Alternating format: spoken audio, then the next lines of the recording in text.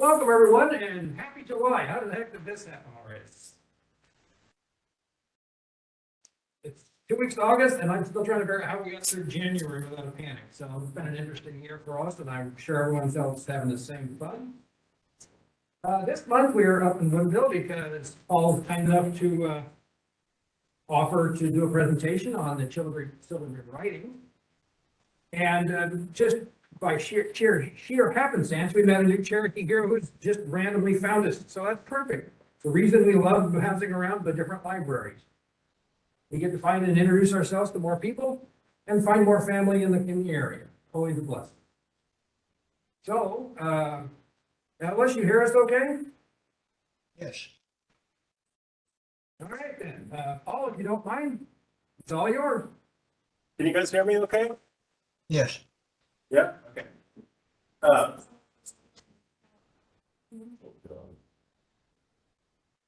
Joseph, Brian's waiting. Oh, sure.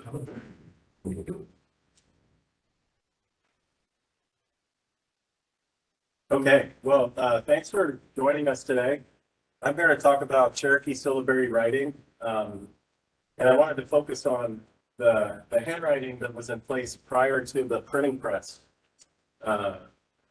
We hear a lot about our great syllabary and the process where it was taken to the printing press and having to put bilingual newspaper in the U.S.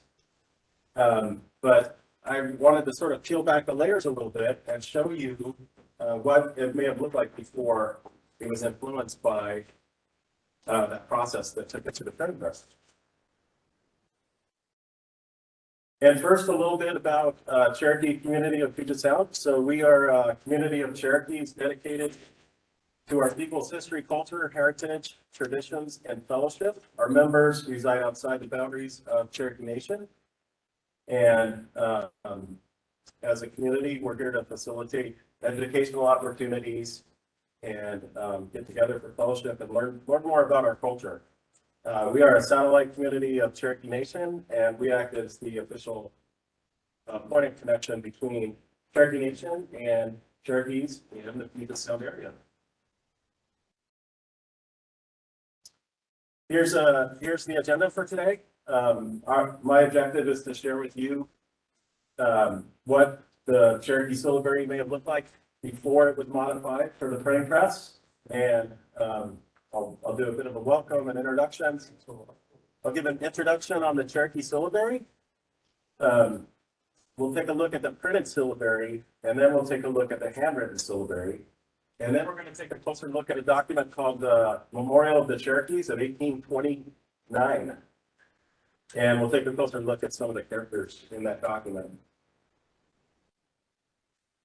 So this is my welcome page. I'm a member of the language group here, and so I thought I might do a bit of an introduction in Cherokee. So I'm a learner, and so please be gracious with your ears as I try a little Cherokee on you. Paul George Dawadowa, Janela, Woodinville, Washington. Spokane, Washington, B. Kakeki. Wado, Ichi, Ta Das, Desti, Na, Da Da, Ne, E. And I made it through that. That was good. A little bit more about me and the syllabary. So I'm a at-large citizen of the Cherokee Nation and member of Cherokee community of Puget Sound. I was first introduced to this version of the syllabary as a young child. It was hanging on my grandmother's wall, and so when we would go over to visit, I would run into this mysterious chart of letters, and so this is called the Pendleton lithography chart. And it's a pretty famous chart. It's got very beautiful letters here. But I asked my grandma, why did the Cherokees, if they wanted, if it doesn't sound like English, why did they use English characters and just copy the English letters when they created this alphabet? And it's been a mystery to me ever since then. And actually, as I started learning the Cherokee language, I also became acquainted with a lot of old Cherokee scripts. And I started to discover that this language of ours and the scripts that are used are not quite as European or Latin looking as you might suspect. So a little bit more about me. I'm the second great grandson of C.J. Harris. He was principal chief of the nation, and he was one of the last chiefs to hold off the Dawes Commission prior to allotment. And he actually was not a fluent Cherokee speaker. He couldn't write in Cherokee. He had to use translators to talk to the Cherokee language first members of the nation. I'm also a student of Alice Wilder. She's an inspiration to me. Been attending classes with her at least once a week for about a year now.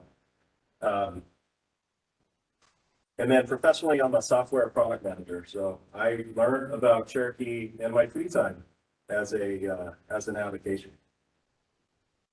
So first, we're going to start off with an intro to the syllabary. So we'll see what the folks out there know about the syllabary. Here's some of the questions that I'd like to try and establish in the talk today. So what were the original syllabary characters like before they were modified for printing? Can we use the early handwritten Cherokee documents to establish what syllabary characteristics were? Can we establish the alterations that were made as Cherokee was redesigned for the printing press? Can we look at which of the characters might be based mostly or on modified or unmodified versions of the Latin characters? And can we establish when the conflated characters problems was introduced? Conflated characters are where it's hard to tell one Cherokee character from another. Was that part of the printing press redesign, or was it part of what Sequoia originally invented? And the answer to these, what I hope is, we say which means yes. Can everyone say Good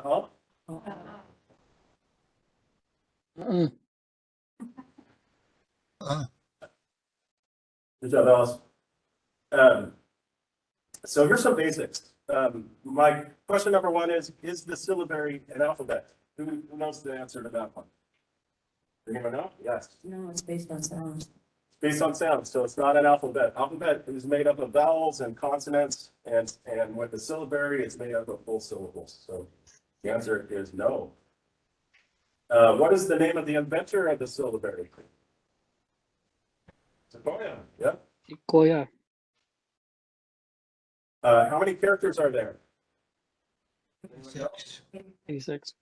86. 84. Original. 84 now, and originally 86. Oh, when was it introduced? Hey, 18. there you go. 1821. Which character is a consonant and not a full syllable? There's one that's a little different than the others. Anyone know? It's the S. So S is the only syllable that you get to add on. It's a bonus character. And then name the first bilingual newspaper in North America. Anyone know that one? You may get a copy of it. Cherokee Phoenix. The Phoenix, yeah. Cherokee Phoenix.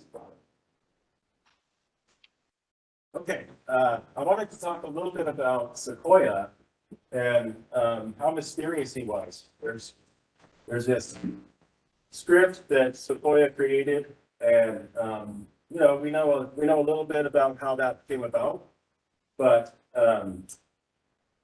there's so many mysteries about Sequoia, and so I just wanted to kind of show you some of the things that we don't really know about Sequoia. So, question number one is: was Sequoia part white? Yes. Okay, Ellen says yes. Any other answers? German. Part German, okay. And the real answer is that we don't really know, because some people say he was part white, maybe part of a German trader that lived with the Cherokees. Other people will swear that he was full-blooded American Indian. And so we don't know the answer. You can speculate, well, we will never know the answer. How many wives did he have? So again, some people say he had one wife, some people say he had two wives, and some people say he had 5 wives. So we don't really know. He's too patient, that's true. Yeah, you know. I'll leave that one for Joseph to make jokes about, actually. But was Sequoia involved in the design of the typeface? So we all know this typeface. We read it in our language classes. We look at it in the Cherokee Phoenix. Was he involved in that process? Yes or no? No. He wasn't. Yes. That's right. It was what? Uncertain. So there's no evidence that he was directly involved. He may have created a prototype that was given to the folks that actually produced that typeface, but there's no historical evidence that he was. Was there really an early cursive syllabary version? Maybe you've seen an early cursive version. Does anyone know? Is that yes or no? Yes. Okay, mostly yeses. Uncertain. It's uncertain because that earlier version, or what is called the original version, it comes from an updated document. We don't actually know when that document may have been produced. Where did Sequoia die? He died somewhere in Mexico. He was searching for the lost band of the Cherokees, and at the end of his life went on a great journey and never came back. And last question is, didn't Sequoia just modify Latin or English characters? No. It's not very, perhaps some, but not as many as you might think. So we'll take a closer look at some of those. And I hope by the end of the talk, you'll maybe look at the syllabary in a slightly different way.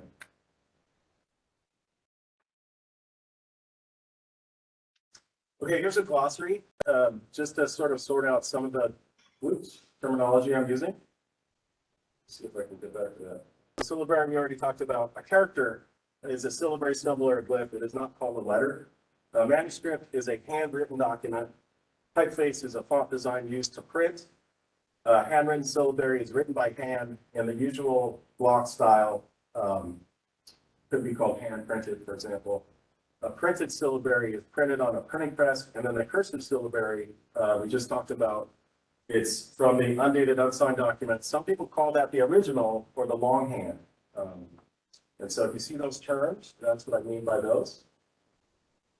So we're going to take a closer look at the printed syllabary. I'm starting with the printed syllabary because this is probably the syllabary that you're most comfortable with, that you maybe know the most about. And so I want to look at early examples of the printed syllabary, who was involved, and what changes did we make for the printing. And so here's 4 examples of early syllabary. We'll look at the Hicks syllabary, which is the very first example of Cherokee syllabary that we know of. This was a letter that was sent to Indian Affairs, and it was actually published in a book in 1826. The next example we'll look at is the typeface that was produced in 1828. And then there were modifications made to the typeface in 1834. And then last we'll look at the Pendleton lithography that maybe many of us have seen. Here's the Hicks syllabary. So this was included in a letter to the Indian Affairs, and it was included by Charles Hicks, but it wasn't written by Charles. It included some errors, which is kind of interesting, and it is really sort of a handwritten version, but it's also printed. So the only surviving versions of this that we still have today are the printed versions. No one knows what happened to the handwritten version. And you can see that it does have a typeface style to it. So it could have been used as a prototype for the typeface. If you look at it, you see there's kind of a bold cerise added. There's, someone took some time and did a really, really nice job with this. This is, as I mentioned, the earliest known example that's still in existence. So this is sort of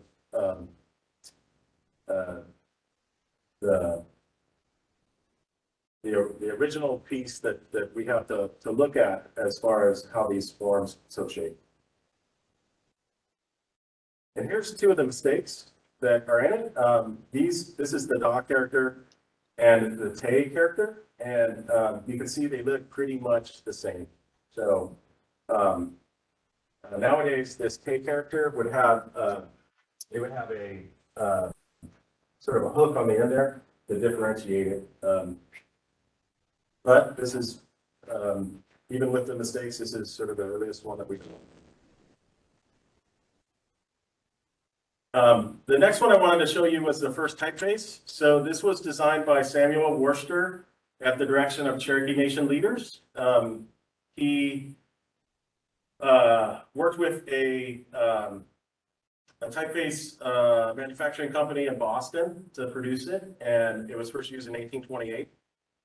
Many of the characters were squared up to fit sort of that traditional typeface pattern that you would see in a typewritten character. And many were adapted to look more like Latin or English. Sequoyah had already immigrated to Arkansas, and he was not involved at all in making these modifications uplaw, which means no. I think many of us, maybe not knowing this background, you may think that Sequoyah was there side by side with the designers figuring out exactly these shapes, but that simply wasn't the case. So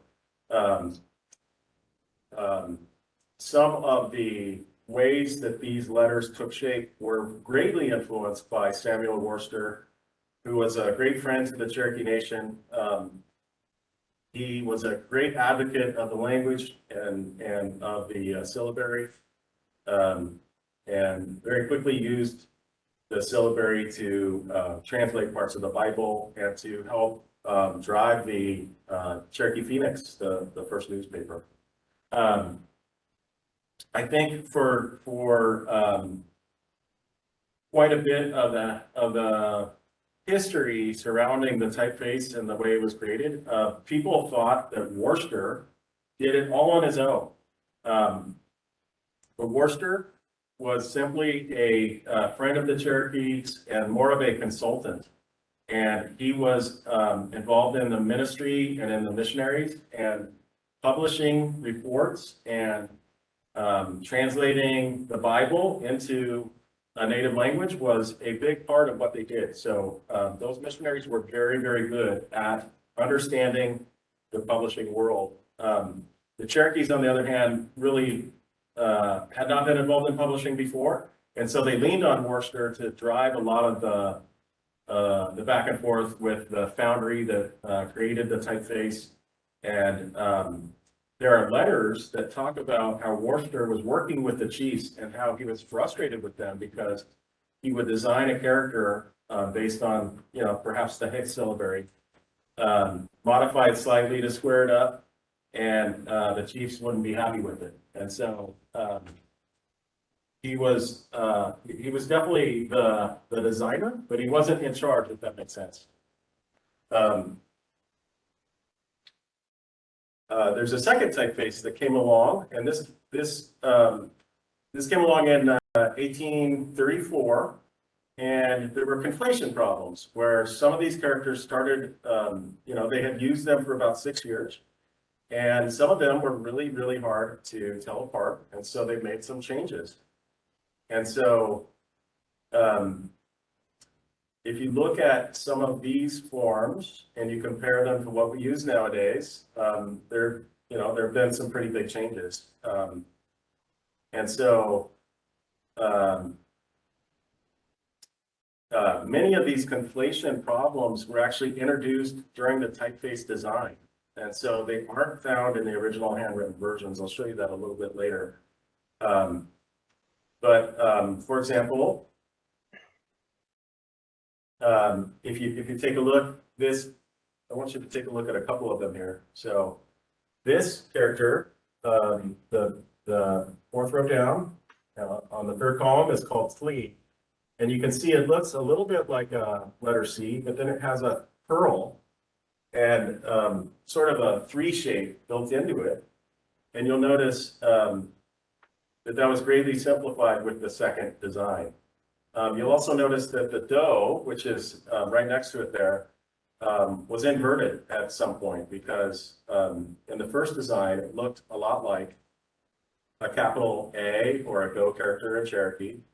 And so they wanted to make it more distinct. So they flipped it upside down and made it into a B shape.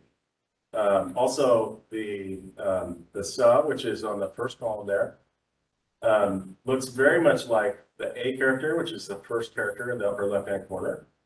They both look a lot like a Latin R character. In the case of the sa, when they redesigned it, they opened it up a little bit more and tried to make that leg a little bit straighter. So,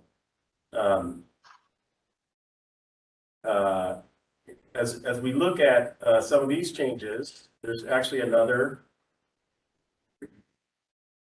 version called the Pendleton lithography. And so this is a very fancy version, and it was put together for the Foreign Missionaries Board. And it's a beautiful font design. It's done in this Gothic style. And I grew up really liking, this poster that was on my grandma's wall. There is a few problems with it, really. And like one of the things that I've learned about it is that they took what was in the font design, the typeface that Worcester put together, and they made the letters look even more Latin and more English and less like their handwritten original versions. And then, unlike the typeface, there's no evidence at all that a Cherokee person was involved in this design.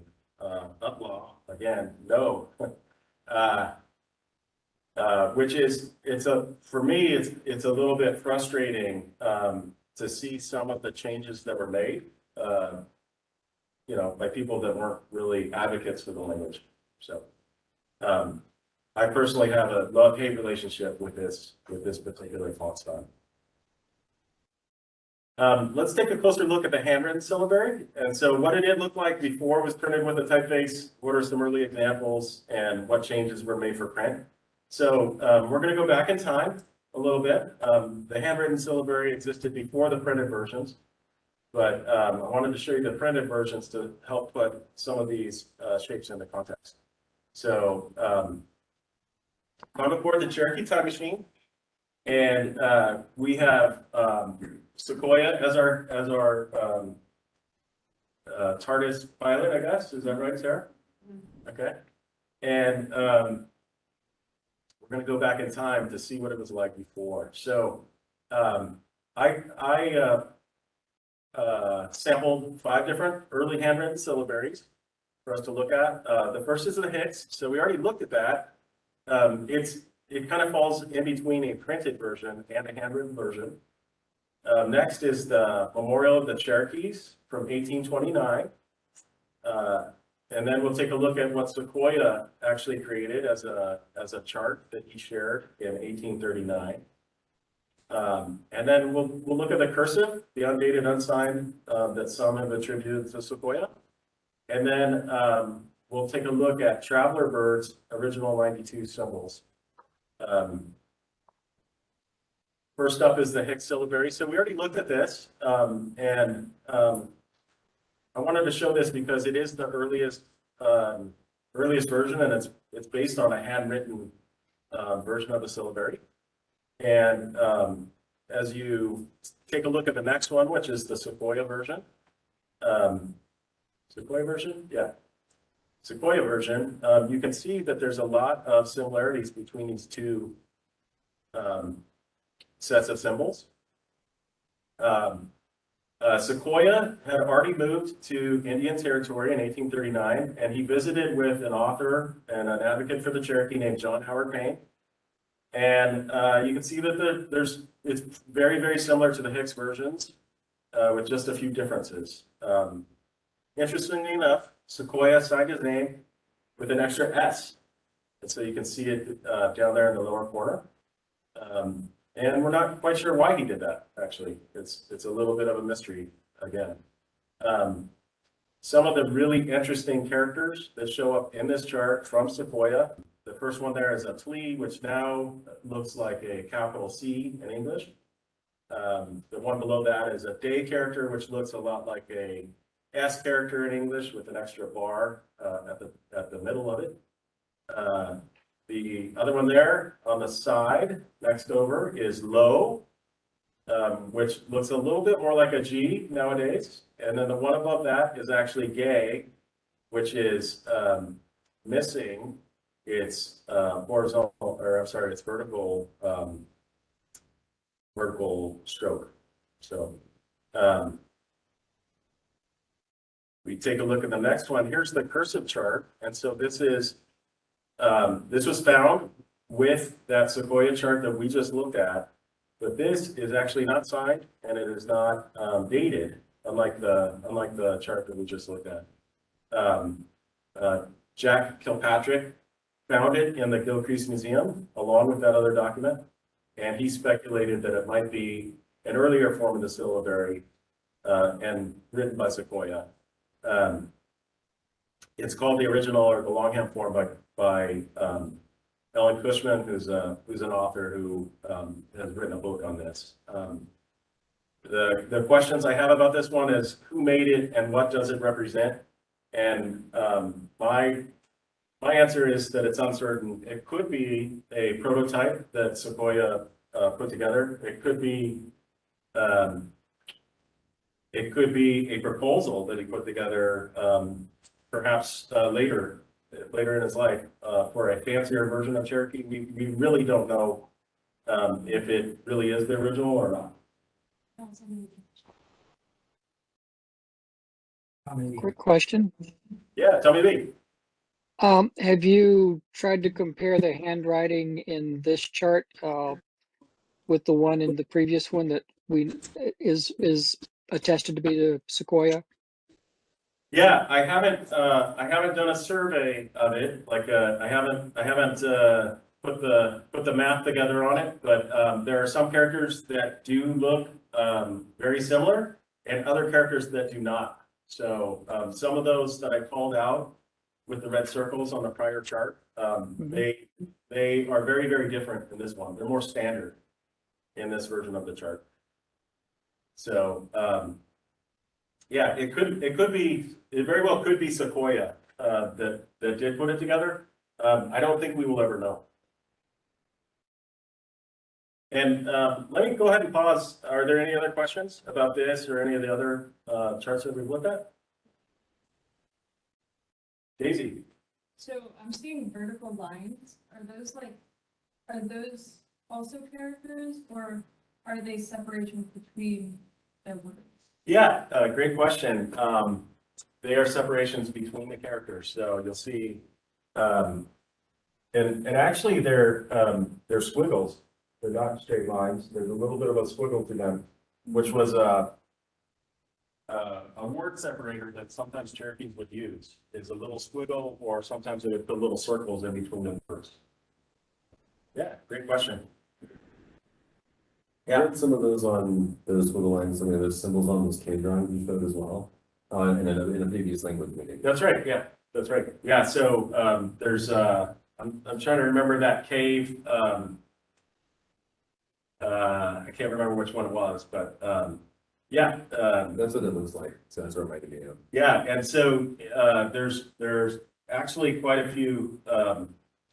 I'm showing the earliest documents that are found, but there's actually quite a few documents from the 30s, 1830s, 1840s that use the same technique. And then sometimes they'll use a period at the end of a sentence, but they'll put the squiggles in between some of the words. Do they know when the cave drawings that you showed before in the other meeting were made? No, we don't know. There's speculation about that as well. That's another example of some of this earlier versions. So the versions on some of those caves that we've seen show the same characteristics that I'm going to show today of what Cherokee was like before it was printed. Thank you. Yeah.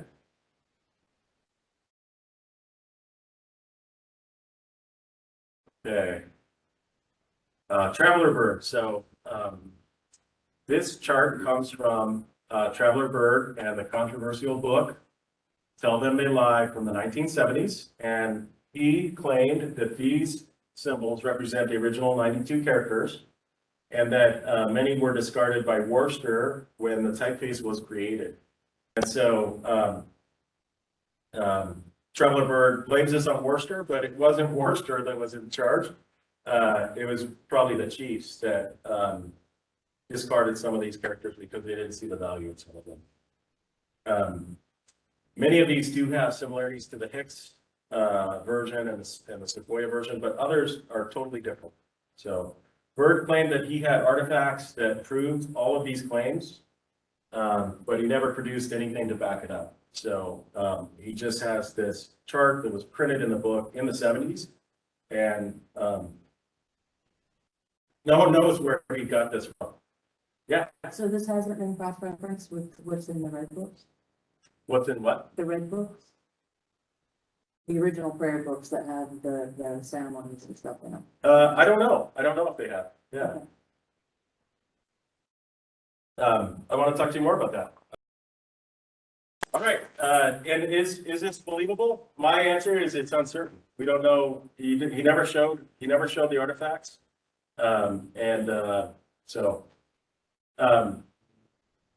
The next one I wanted to show you is a memorial of the Cherokees. So this is a petition that was sent to Congress in response to Indian removal. It contains handwritten English and printed syllabary and printed English, and then it contains thousands of Cherokee names in handwritten syllabary. And so this memorial is the earliest known example of handwritten syllabary in a manuscript form that still exists today. And this document is very rich, and because it contains thousands of Cherokee characters instead of these character charts which only contain 86 characters. And so there's so much that we can learn from this one document. So what can we learn? We can look at what the official document says in Cherokee and see how the Cherokees how they chose to translate it into English. We could look at who signed it, those thousands of names. What were their names? How did they spell their names? What did their names mean? Where did they live and how did it affect their dialect and writing? And then what I wanted to share today is what can we learn about the visible characteristics of the glyphs that are used in this document. And so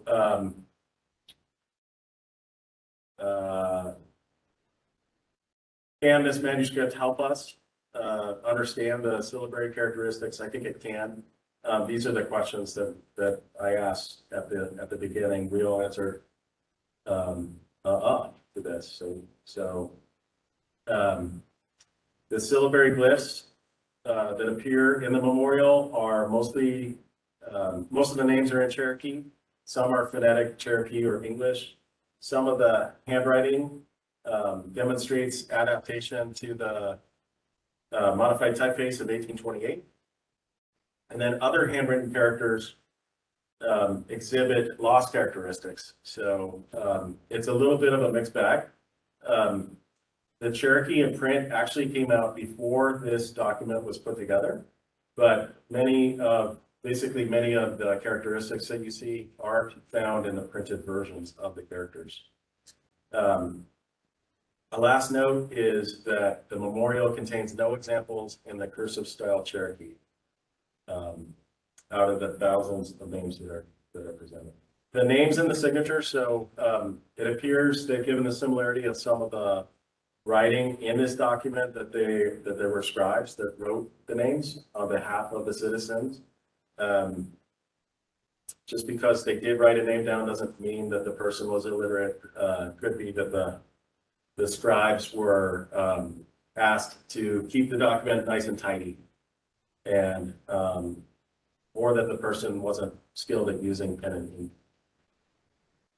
But let's take a closer look at this document and the way that these characters are put together. These are some common strokes that I found in this document, in these versions of the characters. And first one I want to call out is that diagonal hook. So I believe that the Cherokee Syllabary is less related to English characters and Latin characters than we might think. And I think one big piece that helps provide evidence of that is this diagonal hook shape. And so there's also these other shapes that show up. There's the post and the crescent and the T. There's waves that show up, and there's ovoids, which are sort of asymmetrical ovals. And then there's serifs and hooks and curls that show up as well. Most of these characters are at a forward rightward leaning angle, like an italic. Most have curves, 80% of them do. They usually are asymmetrical. There's almost no circles in any of the characters. And the characters often have a diagonal footprint where they start on the lower left and they build up to the upper right. Some of these examples that I show are the ones that are sort of purposefully chosen to show a different style than the typeface. So it doesn't mean that the typeface style wasn't in this document. It just means that I wanted to show the differences. So here I picked out a few characters that I wanted to ask if anyone recognizes any of them. These on the surface don't look a lot like English or Latin characters. There's some characteristics that are kind of similar, but does anyone know what that first one is?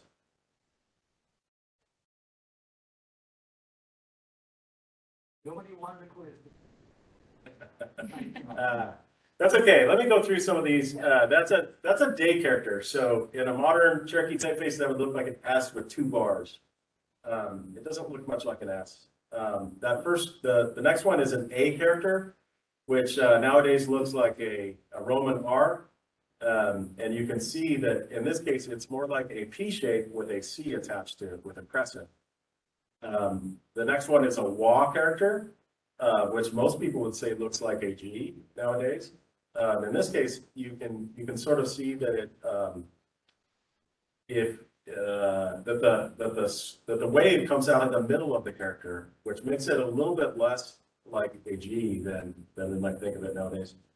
The next one is a Mu character, which nowadays people would say, oh, it looks like a Y. And so if you look at that one, it doesn't look much like a Y. You can kind of see it in there. It looks more like a W maybe. The next one is Ha, which looks like nowadays looks like an upside down 4 with a circle next to it. The next on the second line, that's Quo, that's Tli, that's Na, that's Gay, and that's Ta. And so we'll take a closer look at some of these. So the first one, Day, you look at the Pendleton or the modern fonts. Let's see. I'm not gonna do that, but you look at the lower row of examples, you can see what it looks like sort of in modern, a modern representation. And these are all examples from the Memorial of the Cherokees that show just a different way of writing this character. If you look at that top row, there's not many of those that look like an S shape. And so I think when we see this nowadays, we think, oh, this is an S. And Sequoia must have modeled it after the Latin S. But I don't think that is the case. I think this is evidence that shows that it isn't. Here's the A character, which is that P character with a crescent attached to it. And you can see on that top row of examples, oftentimes that front leg doesn't actually descend to the baseline. It curls up and it is it's more of a crescent shape. And so the question is this character, is it modeled after an R? And I think I don't think it was. I think you could argue that it was a P with an addition of a crescent attached to it, but it makes you wonder, did he base this off of an R or a P shape? And go ahead and stop me if you have any questions on these as I go through them. This is a key character. This is a very common character in Cherokee. If you look at the modern day representations, since it was brought to the typeface in the printing press, looks very much like a Y. But these examples maybe they give me a little bit of a pause as to whether this was modeled after the Y. And you see that hook shape that I was talking about, the diagonal hook. And so with that being such a prominent part of this character, I don't think it was modeled after a Y. Here's the WA that we talked about. It does look quite a bit like a G, and especially if you look at the modern typefaces. But that wave character was so common in Cherokee. Oftentimes it's on the right side. In this case, it's on the left side. I'm not certain that this was modeled after a Roman G. Here's a U. The U is if you look at the modern typeface, it's a G with a bit of a curly brow attached to the top. And you can see that in some of these cases in the top row, it looks more like a T shape with a wave attached to it. Makes it seem like perhaps this wasn't modeled after a G character, that as it was taken into the typeface, that's where the G characteristics were introduced. Here's the plea character. We talked about this and how it changed in the second typeface that was produced. It used to have a 3 attached, a 3 shape, a curl, and after 1834, that curl was removed altogether and it just simply became a C. You might look at that, and nowadays, if you don't know the back history of it, you would say, well, Sequoia just copied a C. But that certainly wasn't the case. Here's the I character, which looks a lot like a Latin I. Notice how in the top row there, how the dots are in some cases taller than the body of the I. And none of them are dots. And so it starts to look less like what we would commonly know as an I. And I'm not certain that it was based on the I. Here's the Yi character. The Yi character changed quite a bit. When it went to the typeface, it sort of had this T attached to the top rather than that hook design that was in the original character. If you harken back to the Gi character, which looked like the English Y, you can see that that's a big part of this character, that hook, the same exact hook. Here's the U character, which nowadays looks like an O with a curl attached. In the top row here, you can see that in many cases it looks more like a cursive A. That there's not many of these characters that are symmetrical. It's sort of an ovoid shape that's not meant to be a circle. Here's the quo character. And so you look at the modern fonts there, and it's quite a, it has more of a V shape and some frills around the sides. And if you look at that top row of examples from the memorial, it doesn't look like a V at all. Most of those look more like W's or you know, some other character that is not related to English or Latin. Here's the Luz, and the Luz, you know, you can see that there's quite a bit of difference in how they were designed. Originally, they were maybe more of a curl shaped with a stand underneath in many of those cases. And now it looks more like a backwards F. Here's the gua, and the gua has some quite aggressive serifs and in some cases hooks on it. A lot of people think this looks like a capital I, but if you look at these original versions, it doesn't really look like an I. Here's the no, which nowadays is represented by a Z, but you can see that originally it had more of a vertical orientation, and you know, you can see a bit of a Z, but I wonder if it was based on Z. I don't think it was. Here's the mu. There were only 2 examples of the mu in the memorial, but you can see nowadays it's represented by a Y character, and to me, those don't look very much like Ys.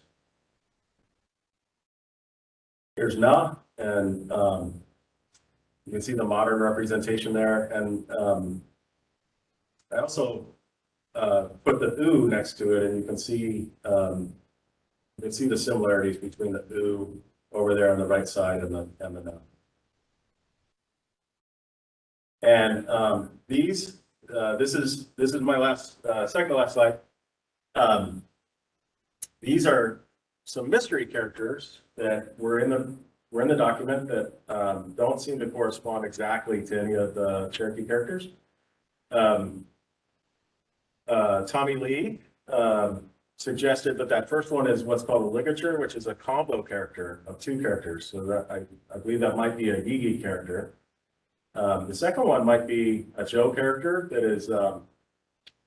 is now represented by a K, but I'm not entirely sure. And then those others, the next one might be a Wah, but these were very mysterious. So I pulled them out just so that people could see some of the mysteries that are involved in this document. Does anyone have any questions about any of the characters that I just showed, or comments? Okay. Yeah.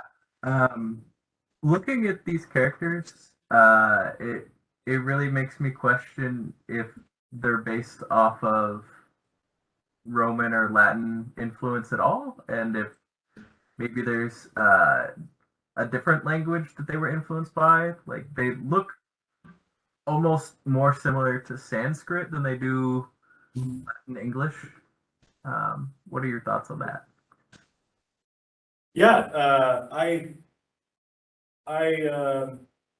tend to agree with you. I think you have to put yourself in the shoes of the Cherokees at the time. They were fighting for their right to exist, and they were fighting for their land. You know, there were rumblings that they were going to be moved out of the original Cherokee Nation and moved off the Indian Territory. And so I think they were motivated to appear more Latin and more European than maybe than they were, right? And so this opportunity came along. Sequoia introduced this script. If you were the Cherokees of that time and you wanted to fight for your right to survive and to show that you were civilized, right, and that you were educated and that you had the ability to be literate, they may have been motivated to adapt these characters and to make them appear more Latin, not only so that they could print them, but so that they didn't, they didn't appear so foreign to their neighboring Americans. So, yeah, thanks, Charlie. That's a great question. Yeah. Besides the caves, have any of these symbols been connected to any other symbols that the Cherokee used? These particular ones here? Any, and not these ones, but any in the syllabary? Yeah, I think, we have examples on the cave walls, and we have these old documents. And, there are legends that the Cherokees had used a language long ago, and that, and it may be that this syllabary that Sequoia produced is related to that. We just don't know. But other than that, there isn't a real connection between these and any other sort of language or any other set of symbols. Yeah, yeah. They do look, they look foreign, right? They don't look, Latin. they don't look Latin, they don't look European, and so, I use the word foreign with quotes around it because, they're Americans, and this is an American language, so, the foreign language was the Latin that was introduced later. Yeah, Latin, yeah, the Hungarians speak Latin. They were not literate. I'm wondering if the simplification of the characters happens in a lot of languages. I would listen yeah, the Oriental languages and stuff. How much of it was influenced by the printers who would tend towards, were probably white and would tend to push things more toward a Y instead of a more complicated yeah, character and stuff. I know. yeah. Process. So the printers themselves influenced it very little. The folks that put the typefaces together, they were following instructions. And there's letters from Worcester where he would chastise them when they wouldn't do exactly what he wanted. And so I think they probably had very little influence. Worcester, on the other hand, was in the driver's seat.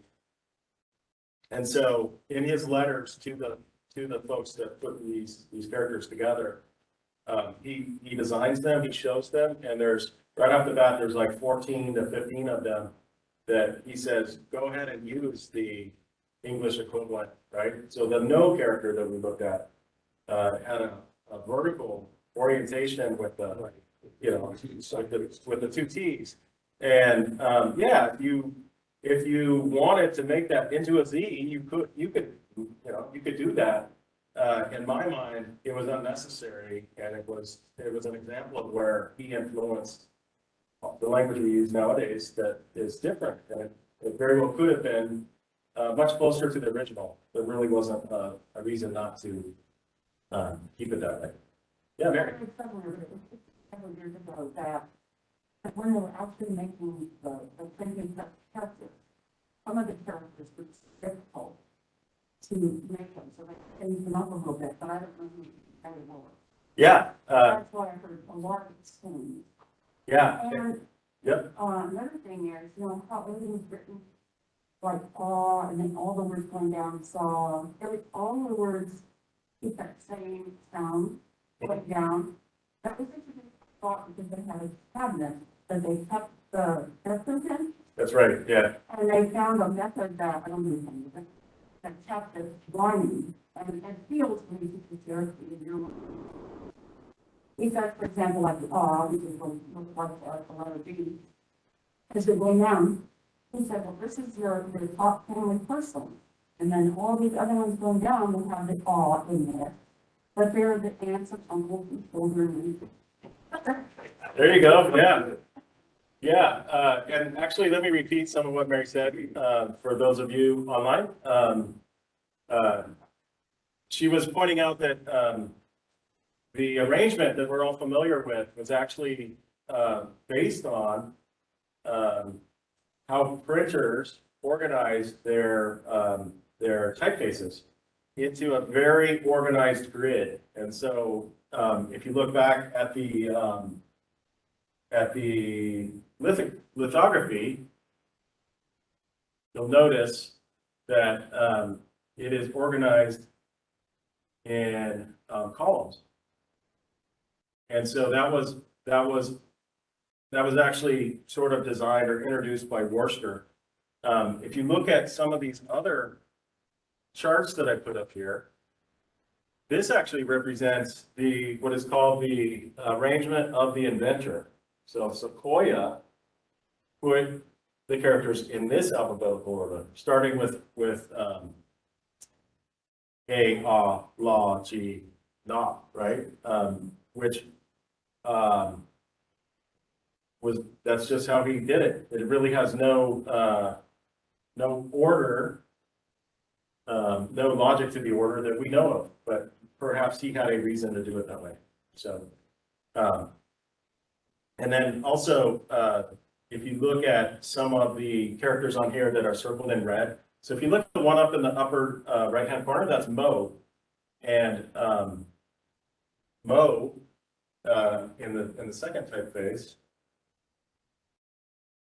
was simplified. So that is the simplified version. Here's the earlier version there. So it used to have more of a tail, and what they found is that tail would break as they would print, and so they wanted to simplify it and make it so that it didn't break. So they chopped it right off, which is a shame. I think it is a simpler character, and fonts, letters go through different variations with fonts, but to me, that really doesn't represent the same character without the tail. Any other questions? Yeah. I've never really looked at Mayan writing. Is there any similarity with Mayan writing? Yeah, funny you should mention that. Sarah and I watched a Mayan documentary this week. And there really isn't. Mayans use hieroglyphs that look very similar to the Egyptians. And so there isn't. If you look at the structure of the language and the syllabary nature of the language, that is similar. But as far as the shapes of the characters, they are not similar. Story seems similar to coming from the east, the land that's no longer. Yeah. Any other questions? Yeah. So when this was being adopted, I know you said that there was some discussion with the chiefs and other people, but like, was it widely accepted, and were there people who wanted a different version or people who didn't want to use it all? Yeah, I'm glad you asked that, actually. And let me also say that the earlier characteristics that I showed you in this handwriting was carried on by the Cherokee people in handwritten form. And so I have friends that still use very similar characteristics to some of these characters. And so I think it's one way to look at that is that the printed version was great for printing, but the handwritten version was probably more true to the original forms, and it's been carried on to this day. So I think there were people that were disappointed by some of the changes that Worcester made. I'm among them, and I'm very upset that the no character looks like a Z now. I don't think that was warranted. And there's all sorts of other changes that were made that I think maybe I would feel differently about if it wasn't Worcester that made those changes. Someone who grew up with the English language as their first language. And I haven't been in any of the language classes. When you're learning the language, do you start with learning to pronounce things? Do you start with words? How is that different than how we're learning English? Yeah, great question. The syllabary is a challenging aspect to the language. There's 85 characters, 84. Half of them look like English characters that, don't have related sounds. And so what people are often told to do is to set the syllabary off to the side while they're learning some of the sounds using romanization or phonetics. And so if I'm a learner and I know these characters back and forth, and I was very intrigued by them, so I learned them right away. But I know that isn't for everyone, so I would recommend to others that they learn them, but don't make it a priority. It's much more important to start speaking Cherokee based on the sound. Yeah. I don't know what that is. Any last comments, questions before we put up with yeah. Anything else online? Thank you for joining. I hope you learned a little bit about our language and how, yeah, that's better. How related to Latin letters or not related they are. So thank you. I did have one more slide. I forgot. Just thank yous. So thank you to the Cherokee community in Puget Sound, Joseph and Mary. Sounds like a religious cult. And to Alice Jumper Wilder and Michael Conrad, a writer of Cherokee Language Lessons 1. It's a book and a mobile app. And then also to Sarah for being so supportive. Sure got caught.